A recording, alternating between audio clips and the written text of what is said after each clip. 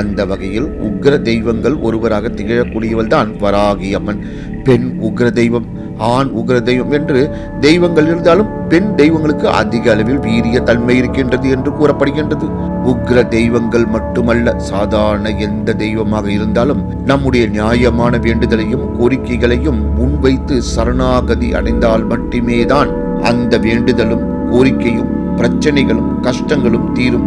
அந்த வகையில் வராகி அம்மனை வழிபாடு செய்பவர்களுக்கு பலவிதமான நன்மைகள் உண்டாகும். நம்மை வாழ விடாமல் கஷ்டப்படுத்தக்கூடிய எதிரிகள் யாராக இருந்தாலும் எதுவாக இருந்தாலும் அவர்களை விரட்டி அடிக்கக்கூடிய அற்புதமாக தெய்வமாக தான் வராகி அம்மன் திகழ்கிறாள்.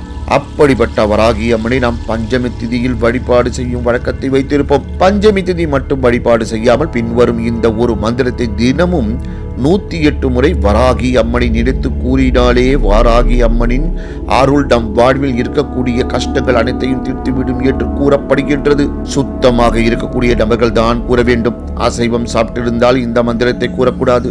அதனால் காலையிலேயே தெய்வ வழிபாட்டில் ஈடுபடும் போது இந்த மந்திரத்தை 108 முறை கூறலாம். வீட்டு பூஜை அறையில் ஒரே ஒரு தீபத்தை ஏற்றி வைத்து இந்த மந்திரத்தை கூற ஆரம்பிக்கலாம்.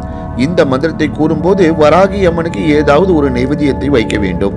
வீட்டில் எதுவுமே இல்லை என்றாலும் ஒரு டம்ளர் தண்ணியாவது தெய்வீகமாக வைத்துதான் இந்த மந்திரத்தை கூற வேண்டும். மந்திரத்தை கூறி வழிபாட்டை நிறைவு செய்த பிறகு அந்த தண்ணீரை வீட்டில் இருக்கக்கூடிய அனைவரும் பருக வேண்டும். மேலே தெரியும் இந்த சக்தி வாய்ந்த வராகி அம்மனின் அற்புதமான இந்த மந்திரத்தை முழு மனதோடு தினமும் கூறி வழிபாடு செய்பவர்களுக்கு வராகி அம்மனே பக்கபலமாக இருந்து கஷ்டங்கள் அனைத்தையும் தீர்த்து வைப்பார். ஓம் வராகி அன்னையே போற்றி. நன்றி, வணக்கம், வாழ்க வளமுடன்.